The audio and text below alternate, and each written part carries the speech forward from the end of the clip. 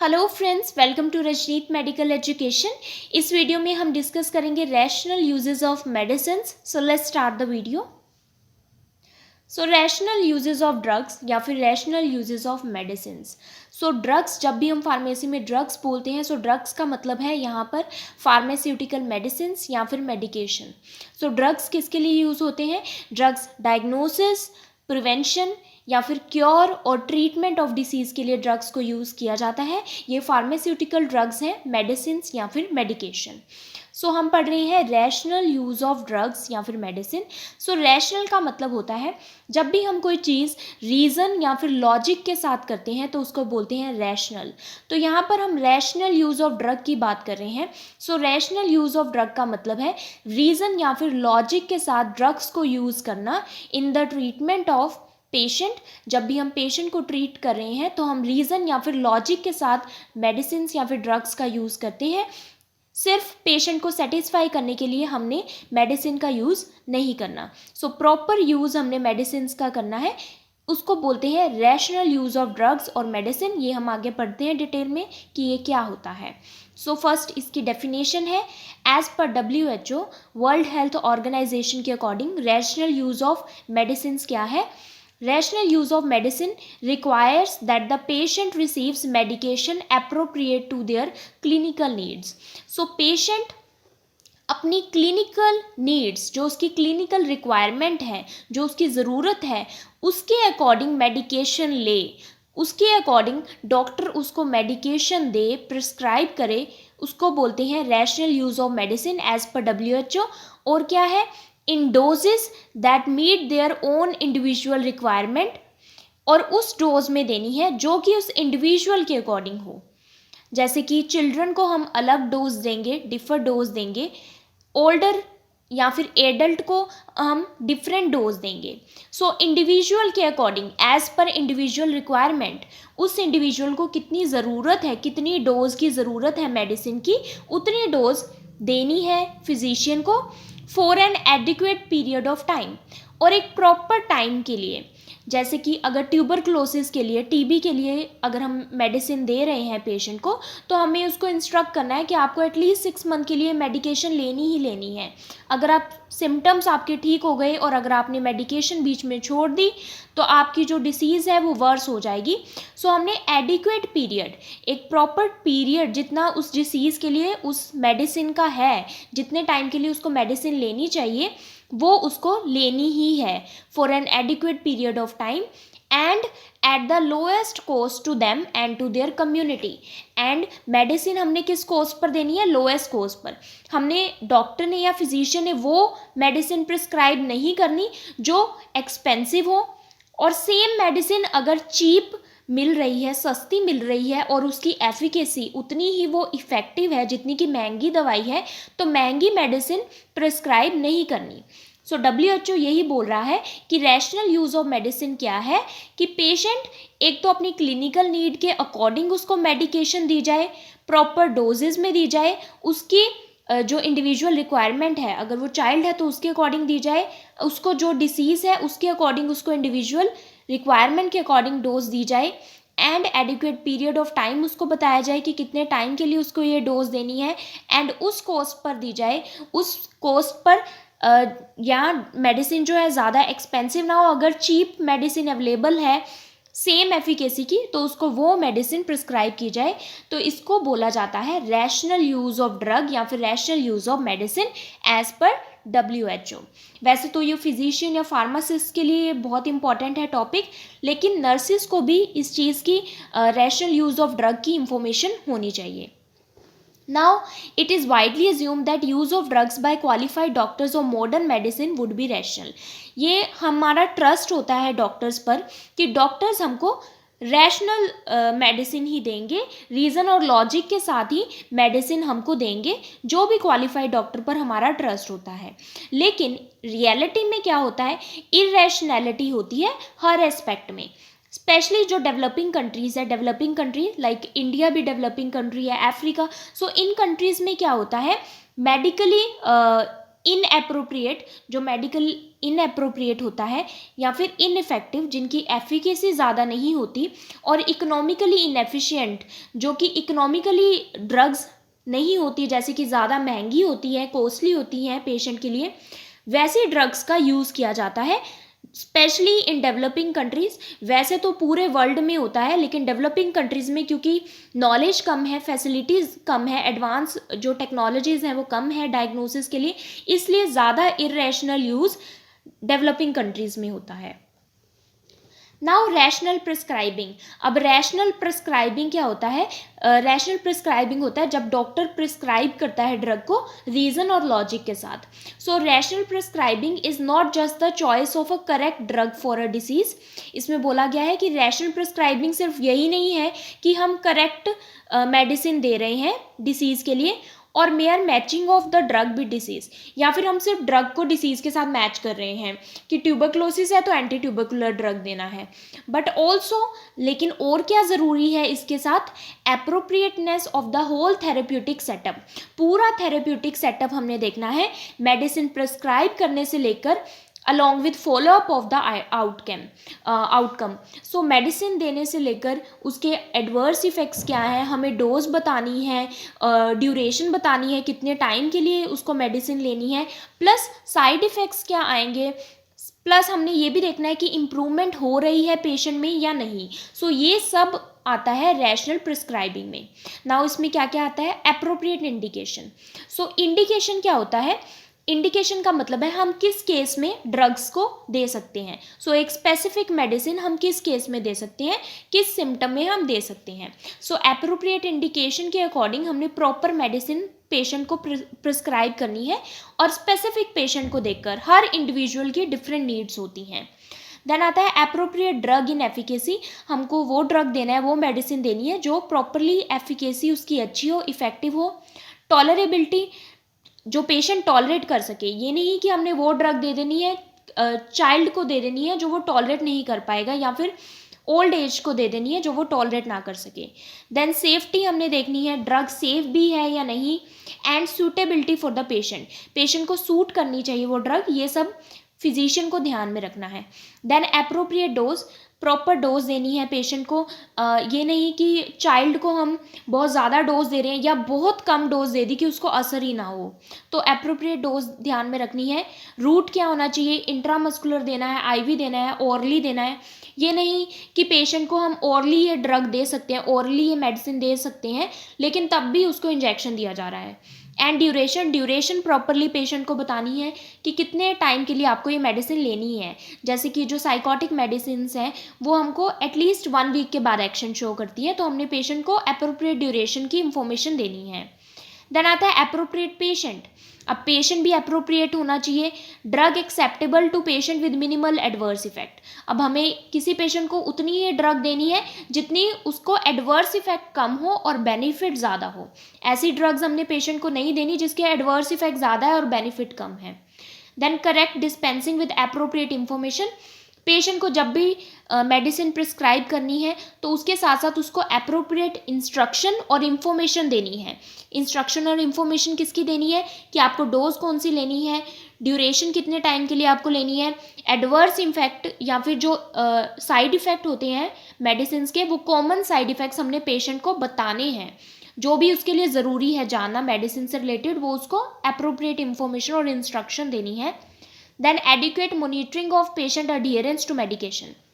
Then हमने patient compliance देखना है कि पेशेंट उस मेडिकेशन को ले रहा है या नहीं। जैसे कि ट्यूबरक्लोसिस की जो मेडिकेशन है वो उसको लेनी है अप्रोप्रिएट टाइम पर। अगर वो कोई भी डोज मिस कर देता है तो दोबारा से कोर्स स्टार्ट करना पड़ता है। तो अडियरेंस देखनी है मेडिकेशन के लिए। And untoward effects of medication, जो भी एडवर्स इफेक्ट्स आ रहे हैं वो भी हमने ध्यान में रखने हैं कि पेशेंट को एडवर्स इफेक्ट ज़्यादा ना हो, बहुत ज़्यादा सीवियर ना हो, जितने कॉमन होते हैं उतने ही होने चाहिए। Next is factors influencing prescribing.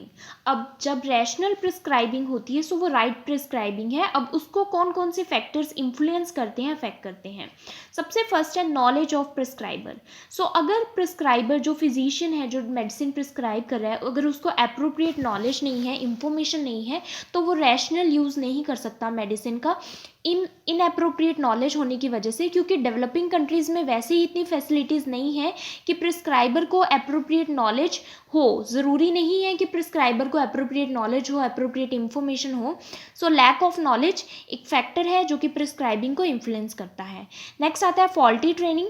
So faulty training specially in developing countries, developing countries में इतनी एडवांस ट्रेनिंग टेक्नोलॉजीज़ नहीं है कि प्रिस्क्राइबर को, जो फिजिशियन हैं, डॉक्टर्स हैं, कंसल्टेंट हैं, उनको अच्छी ट्रेनिंग दी जाए। सो फॉल्टी ट्रेनिंग की वजह से भी इरेशनल यूज़ होता है मेडिसिन का। देन आता है रोल मॉडल्स ऑफ प्रिस्क्राइबर।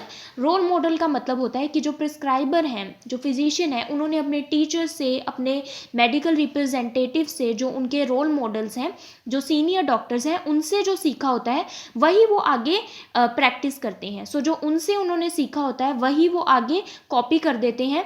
सो ये इरेशनल यूज़ है ड्रग का, क्योंकि हर पर्सन डिफरेंट होता है, हर इंडिविजुअल डिफरेंट होता है, तो उसके नीड्स के अकॉर्डिंग प्रिस्क्राइब करना चाहिए, ना कि कॉपी करके या अपने रोल मॉडल से एज इट इज़ सीख कर। सो रोल मॉडल्स को देखकर कई prescriber as it is copy करते हैं। देन आता है patient load. So patient load कई बार बहुत ज़्यादा होता है। सो पेशेंट लोड अगर ज़्यादा है किसी प्रिस्क्राइबर के पास, तो वो क्या करता है कि सेम सिम्टम्स के अकॉर्डिंग ट्रीटमेंट देना स्टार्ट कर देता है। जैसे जैसे सिम्टम, जो पेशेंट सिम्टम बोलता है उसके अकॉर्डिंग मेडिसिन देता जाता है। सो उसकी वो रूटीन हो जाती है कि सिम्टम को देख के उसने मेडिसिन देनी है। सो पेशेंट लोड जब बहुत ज़्यादा हो, सो रूटीन जो भी पेशेंट आ रहा है उस सेम मेडिसिन सब पेशेंट को जो प्रिस्क्राइबर है वो प्रिस्क्राइब कर देता है। देन आता है attitude to afford prompt symptomatic relief at all cost. So जल्दी सिम्टम से रिलीफ दिलवाने के लिए, ताकि क्विकली रिलीफ मिल जाए पेशेंट को सिम्टम से, सो बहुत ज़्यादा मेडिसिन यूज़ कर देता है प्रिस्क्राइबर, या फिर इनअप्रोप्रिएट मेडिसिन पेशेंट को दे देता है, या फिर हर सिम्टम के लिए मेडिसिन दे देता है। सो एवरी सिंगल सिम्टम के लिए प्रिस्क्राइब कर देता है मेडिसिन फिजिशियन। देन आता है इम्प्रिसाइज डायग्नोसिस। क्योंकि डेवलपिंग कंट्रीज़ में स्पेशली डायग्नोस्टिक फैसिलिटीज़ नहीं है, तो अगर डायग्नोसिस सही नहीं है तो प्रिस्क्राइबर क्या करता है, medication is given to cover all possible causes of illness. So जो कॉजेज प्रिस्क्राइबर को लगते हैं कि ये कोज हो सकता है इस इलनेस का, ये कोज हो सकता है, सो सबके लिए मेडिसिन दे देता है। So this is irrational use of medicine. Then आता है लैक ऑफ कम्युनिकेशन। क्योंकि पेशेंट में और डॉक्टर में प्रॉपर कम्युनिकेशन नहीं है, तो इसलिए डॉक्टर को पता नहीं लगता कि उसको कितना इम्प्रूवमेंट आ रहा है मेडिसिन से, या फिर कितने एडवर्स इफेक्ट आ रहे हैं।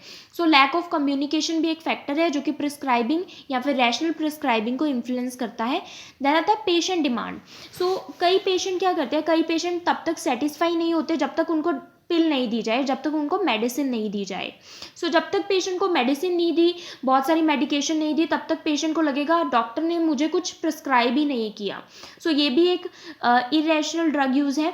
Then pill for every ill believe. Pill for every ill एक इडियम है। सो इसके अकॉर्डिंग क्या होता है कि जो डॉक्टर है वो हर सिम्टम के लिए मेडिसिन प्रिस्क्राइब कर देता है। फीवर के लिए अलग, कफ के लिए अलग, कोल्ड के लिए अलग, सो हर सिम्टम के लिए, पेन के लिए अलग, सो जितने भी सिम्टम्स हैं सबके लिए डॉक्टर पेशेंट को मेडिसिन प्रिस्क्राइब कर देता है।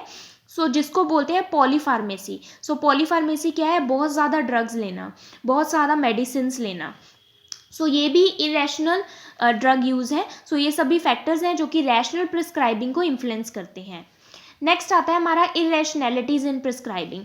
नाउ इरेशनैलिटीज़ क्या है प्रिस्क्राइब करने में। फर्स्ट है use of drug when none is needed. कई बार डॉक्टर क्या करता है, मेडिसिन लिख ही देता है चाहे कोई मेडिसिन की ज़रूरत ना हो। जैसे कि अगर वायरल फीवर है तो वायरल फीवर में कोई मेडिसिन की ज़रूरत नहीं है, तो उसमें पेशेंट को एंटीबायोटिक्स दे दी गई है। एंटीबायोटिक्स सिर्फ बैक्टीरिया के अगेंस्ट वर्क करती हैं। सो इसमें वायरल फीवर में भी डॉक्टर एंटीबायोटिक्स दे देते हैं। सो कई केसेस में जब ड्रग की ज़रूरत नहीं होती तब भी डॉक्टर ड्रग प्रिस्क्राइब कर देता है, मेडिसिन प्रिस्क्राइब कर देता है। नाउ जो मैं बार बार वर्ड ड्रग बोल रही हूँ, सो ड्रग में यहाँ पर मतलब है फार्मास्यूटिकल ड्रग या फिर फार्मास्यूटिकल मेडिसिन। देन आता है compulsive prescription of vitamin and tonics. So sometimes doctor क्या करता है कि वाइटामिन या फिर टॉनिक्स पेशेंट को लिख देता है कि आपको इससे स्ट्रेंथ प्रोवाइड होगी, जबकि वाइटामिन और टॉनिक्स की इतनी ज़रूरत नहीं होती पेशेंट को। वो डाइट से भी पेशेंट वाइटामिन और टॉनिक्स ले सकता है, वाइटामिन या फिर मिनरल्स ले सकता है। सो क्योंकि वाइटामिन और टॉनिक्स अगर हम आर्टिफिशियली किसी पर्सन को दे रहे हैं, पेशेंट को दे रहे हैं, सो ऑफ कोर्स साइड इफ़ेक्ट्स भी साथ में होंगे। सो इनकी ज़रूरत नहीं है। देन आता है use of drug not related to diagnosis. अब डायग्नोसिस अलग है लेकिन फिर भी मेडिसिन दे दी, जैसे कि फीवर है, कॉमन फीवर है तो उसके लिए क्लोरोक्वीन दे दी। सो क्लोरोक्वीन जो ड्रग है ये मलेरिया के लिए है, लेकिन मलेरिया नहीं है, कोई भी फीवर है, कॉमन फीवर भी है, तब भी क्लोरोक्वीन दे दी। सो डायग्नोसिस अलग है लेकिन ड्रग कोई और दे दी। देन आता है सिलेक्शन ऑफ रॉन्ग ड्रग। अब जैसे बीटा ब्लॉकर हम एंटी हाइपरटेंसिव्स को देते हैं ताकि उनकी हाइपरटेंशन कम हो जाए, ब्लड प्रेशर कम हो जाए, लेकिन बीटा ब्लॉकर अगर हम एस्थमा पेशेंट को दें, क्योंकि एस्थमा पेशेंट के एयरवेज ऑलरेडी नैरो होते हैं, सो जो बीटा ब्लॉकर होते हैं वो एस्थमा पेशेंट के एयरवेज पे और ज़्यादा रिएक्ट करते हैं, प्लस वो बीटा एगोनिस्ट के साथ रिएक्ट करते हैं। सो इन केसेस में हमने नहीं देना। लेकिन अगर समटाइम्स क्या होता है कि डॉक्टर रॉन्ग ड्रग को सिलेक्ट कर लेता है, जैसे कि बीटा ब्लॉकर तो उसने देख लिया कि एंटी हाइपरटेंसिव होते हैं तो हाइपरटेंशन वाले पेशेंट को दे दो, लेकिन उसने ये नहीं देखा कि एस्थमा पेशेंट है और एस्थमा पेशेंट बीटा एगोनिस्ट ले रहा है और उसके एयरवेज के साथ रिएक्ट करेगा। So selection of wrong drug भी एक इरेशनैलिटी है। देन आता है इनकरेक्ट रूट ऑफ एडमिनिस्ट्रेशन।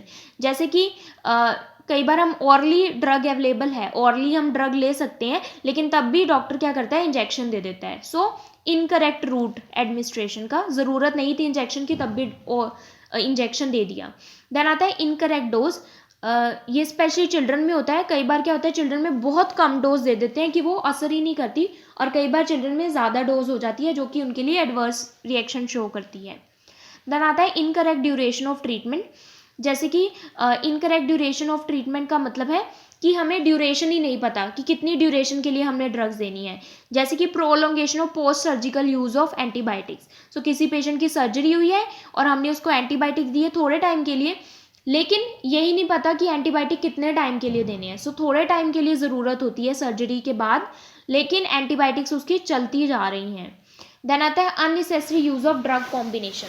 सो हम अननेसेसरी जो डॉक्टर्स हैं वो प्रिस्क्राइब कर देते हैं ड्रग कॉम्बिनेशन को, जैसे कि एक ड्रग का दूसरे ड्रग के साथ कॉम्बिनेशन बना देते हैं। जैसे कि आइबुप्रोफिन, इबुप्रोफिन जो है ये एनाल्जेसिक भी है, पेन किलर भी है, और ये फीवर के लिए भी वर्क करती है, एंटीपायरेटिक भी है। सेम पैरासीटामोल भी एनाल्जेसिक भी है और एंटीपायरेटिक भी है। सो दोनों का कॉम्बिनेशन दे देते हैं एज एनाल्जेसिक, जबकि दोनों ड्रग आपस में रिएक्ट कर सकती हैं। सो एज एनाल्जेसिक डॉक्टर्स ये सोचते हैं कि एफिकेसी इंक्रीज हो जाएगी, जबकि यहाँ फिर सिर्फ आइबुप्रोफिन या फिर पैरासीटामोल देकर भी एनाल्जेसिक इफेक्ट शो किया जा सकता है। देन आता है unnecessary use of expensive medicine when cheaper one are available. ये मैंने ऑलरेडी एक्सप्लेन किया, जब सस्ती मेडिसिन अवेलेबल है और वो सस्ती मेडिसिन उतनी ही इफेक्टिव है जितनी कि महंगी मेडिसिन, तो डॉक्टर महंगी मेडिसिन उसको प्रिस्क्राइब नहीं करनी चाहिए। तो ये भी एक इरेशनैलिटी है। देन आता है अनसेफ यूज़ ऑफ ड्रग, जैसे कि कॉर्टिकोस्टेरॉइड्स फीवर के लिए देना। सो कॉमन फीवर के लिए अगर हम स्टेरॉइड्स दे रहे हैं तो आपको पता ही है कॉर्टिकोस्टेरॉइड्स के बहुत ज़्यादा साइड इफ़ेक्ट्स हैं, तो अनसेफ यूज़ करना हमको ड्रग का किसी भी कॉमन सिम्टम के लिए। देन आता है पॉलीफार्मेसी। पॉलीफार्मेसी अगेन बहुत ज़्यादा सिम्टम है, हर सिम्टम के लिए एक एक मेडिसिन दे दी, हर सिम्टम को रिलीव करने के लिए मेडिसिन दे दी, और कुछ मेडिसिन तो कॉम्बिनेशन मेडिसिन होती हैं। सो पॉलीफार्मेसी का यूज़ करना भी इरेशनैलिटी है। देन आता है इम्पैक्ट ऑफ इरेशनल प्रिस्क्राइबिंग और hazard of irrational drug use. अब जो भी हम इरेशनल प्रिस्क्राइबिंग करते हैं फिजिशियन, जो कि इम्प्रॉपर यूज़ कर रहे हैं मेडिसिन का, इम्प्रॉपर प्रिस्क्राइब कर रहे हैं, तो उसका पेशेंट पर क्या क्या इफेक्ट पड़ता है, क्या क्या हजार्ड होता है। फर्स्ट आता है delay and inability in affording relief cure of disease. सबसे पहले जो पेशेंट का ठीक होना था, एक प्रॉपर टाइम में उसने ठीक हो जाना था, वो नहीं हो पाता, और पेशेंट का जो ठीक होना है, क्योर होना, वो डिले हो जाता है। पेशेंट बहुत ज़्यादा टाइम लेट उसका हो जाता है कि वो ठीक ही नहीं हो रहा। सो डिले हो जाता है उसके क्योर होने में, और उसकी जो हॉस्पिटलाइजेशन है वो बढ़ जाती है। देन आता है मोर एडवर्स ड्रग इफेक्ट। ड्रग के जो एडवर्स इफेक्ट है वो ज़्यादा हो जाते हैं। अनसेफ ट्रीटमेंट हो जाता है। प्रोलोंगेशन ऑफ हॉस्पिटलाइजेशन, क्योंकि इरेशनल ड्रग यूज़ हो रहा है तो पेशेंट को तो रिलीफ नहीं आ रहा, और हॉस्पिटल में ही पेशेंट काफ़ी टाइम से पड़ा हुआ है, तो प्रोलोंग हो जाती है उसकी हॉस्पिटलाइजेशन। देन आता है increase morbidity and mortality. Disease rate और डेथ रेट इंक्रीज हो जाता है। Emergence of microbial resistance. Microbial resistance क्या होता है कि अगर हम किसी को एक ट्रीटमेंट दे रहे हैं, उसका हमें ड्यूरेशन नहीं पता, डोज नहीं पता प्रॉपर। सो अगर प्रॉपर डोज नहीं पता तो भी माइक्रोब क्या करेंगे, जो भी माइक्रो ऑर्गेनिज्म है वो रेजिस्टेंस हो जाएंगे उस ट्रीटमेंट के लिए, उसके ट्रीटमेंट के अगेंस्ट वो खड़े हो जाएंगे एंड उनको कोई इफेक्ट शो नहीं होगा माइक्रोब्स को। अगर ड्यूरेशन हमें नहीं पता, प्रॉपर ड्यूरेशन नहीं पता किस ड्यूरेशन तक वो मेडिसिन लेनी है, तब भी माइक्रोबियल रेजिस्टेंस डेवलप हो जाता है। देन आता है financial loss to the patient. Obviously जो ट्रीटमेंट की कॉस्ट है वो इंक्रीज हो जाती है, तो फाइनेंशियल लॉस होता है पेशेंट को भी प्लस उसकी फैमिली को भी और कम्युनिटी को। देन आता है प्रोलोंगेशन ऑफ इलनेस। अगेन वही डिले हो जाता है क्योर और इलनेस प्रोलोंग हो जाती है। Loss of patient confidence in the doctor, patient का डॉक्टर पे कॉन्फिडेंस नहीं रहता, ट्रस्ट नहीं रहता। देन आता है मेथड्स और स्टेप्स और process to improve rational drug prescription. अब क्या क्या स्टेप्स या फिर मेथड या फिर प्रोसेस है जिससे हम रैशनल ड्रग प्रिस्क्रिप्शन को इम्प्रूव कर सकते हैं। सो मैंने यहाँ पर 10 स्टेप्स बनाए हैं। स्टेप 1 है identify the problem based on sign and symptom. सबसे पहले हमने साइन एंड सिम्टम को देख के प्रॉब्लम को आइडेंटिफाई करना है। देन सेकेंड है इस्टेब्लिश अ डायग्नोसिस, देन एक प्रॉपर डायग्नोसिस बनाना है। देन स्टेप 3 है define therapeutic goal to be achieve. हमने गोल सेट कर लेने हैं कि कौन से गोल हमने अचीव करने हैं, जैसे कि हमने सिम्टम रिलीव करना है या फिर क्योर करना है डिसीज़ को, अगर डिसीज़ क्योर हो सकती है तो, या फिर प्रिवेंशन करनी है। देन स्टेप 4 क्या है select the class of drug capable of achieving each goal. So हर गोल को अचीव करने के लिए कौन सी क्लास ऑफ ड्रग अवेलेबल है और कौन सी ड्रग कैपेबल है।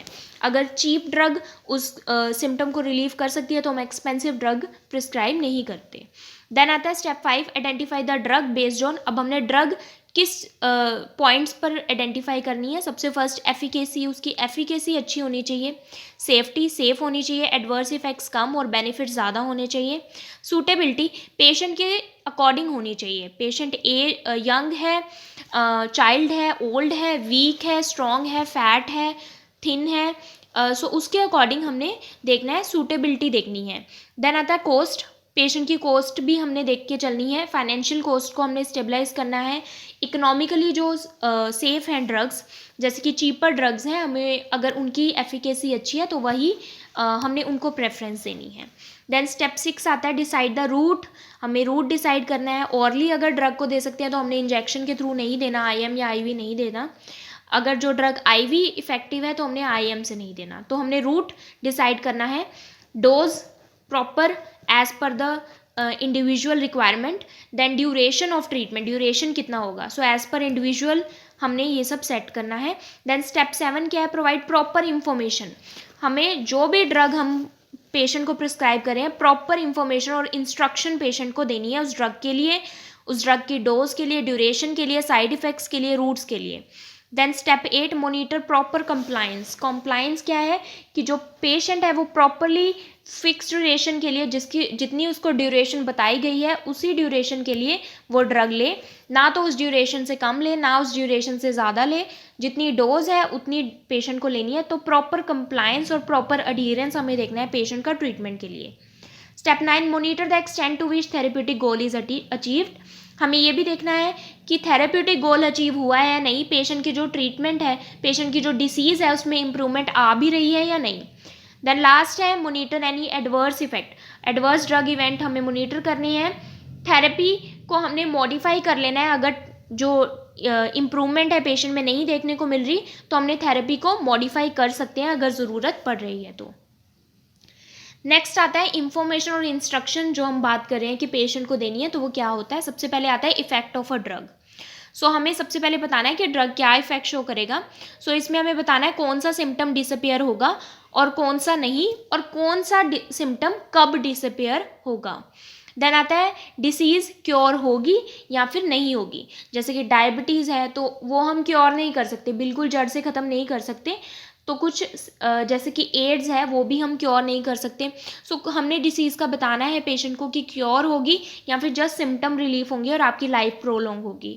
Then what happens if drug is not taken as advice. अगर आप पेशेंट को बताना है कि अगर आप ड्रग जैसा हमने एडवाइस किया है उसके अकॉर्डिंग नहीं लेते, जिस ड्यूरेशन की हमने बताई है, जितनी डोज बताई है उसके अकॉर्डिंग नहीं लेते, तो आप क्या इफेक्ट शो हो सकता है। जैसे कि tuberculosis drug, anti tuberculosis drug जो होते हैं वो होते हैं, इनका एक फिक्स जो रेजिमी होता है, पूरा डॉट्स थेरेपी होती है, वो प्रॉपरली हम पेशेंट को इंस्ट्रक्ट करते हैं। देन आता है साइड इफ़ेक्ट्स। साइड इफ़ेक्ट्स और एडवर्स इफ़ेक्ट ज़रूरी है हमें पेशेंट को बताना। इसमें हमें पेशेंट को डराना नहीं है सारे साइड इफ़ेक्ट बता के, हमें जस्ट कॉमन साइड इफ़ेक्ट्स जो पेशेंट को ज़रूरी है, जो पता होने चाहिए, वो हम बताते हैं। लेकिन ये एक स्किल है, हमने पेशेंट को इस तरह से बताना है कि उसका ट्रस्ट भी बना रहे और वो ट्रीटमेंट को भी ले। देन आता है इंस्ट्रक्शन, हमें देनी है डोज के लिए, टाइम के लिए, ड्यूरेशन, फॉलोअप के लिए। फॉलोअप पेशेंट को ये भी कहना है कि आपने हमें दिखाना भी है आकर कि आपको इम्प्रूवमेंट हो रही है या नहीं हो रही। लाइक 3 डेज़ के बाद बोलते हैं या फिर 2 डेज़ के बाद, तो पेशेंट को आना है, इम्प्रूवमेंट बतानी है हो रही है या नहीं, प्लस एडवर्स इफेक्ट भी बताने हैं क्या हो रहे हैं। डाइट पेशेंट को बतानी है, एक्सरसाइज बतानी है, अगर कोई लैब टेस्ट की ज़रूरत है तो वो बताना है, और बताना है कि क्यों कराना है। जैसे कि अगर हम एंटीकोगुलेंट्स दे रहे हैं जो कि क्लोटिंग को ख़त्म करती है, तो हम उसमें प्रोथ्रोम्बिन टेस्ट हम करवाते हैं प्रोथ्रोम्बिन लेवल को देखने के लिए। तो ये हमने पेशेंट को रीज़न देना है, लॉजिक के साथ बताना है कि ये लैब टेस्ट क्यों ज़रूरी है। देन आता है प्रिकॉशंस एंड वार्निंग, हमें क्या क्या देनी है पेशेंट को। सबसे पहले जैसे कि avoid drinking while on sedative. अगर सिडेटिव्स पेशेंट को दे रहे हैं तो उसको बोलेंगे कि आप ड्राइव ना करें उस टाइम पर। सो avoid driving while on sedative. Risk of allergy और एरी सीरियस रिएक्शन, अगर एलर्जी हाइपर सेंसिटिविटी किसी मेडिसिन से हो सकती है या फिर कोई सीरियस रिएक्शन हो सकता है, सो वो भी हमने पेशेंट को टीच करना है। So if you understood this video, please like, subscribe and share my channel. Also do support women empowerment. Thank you for watching.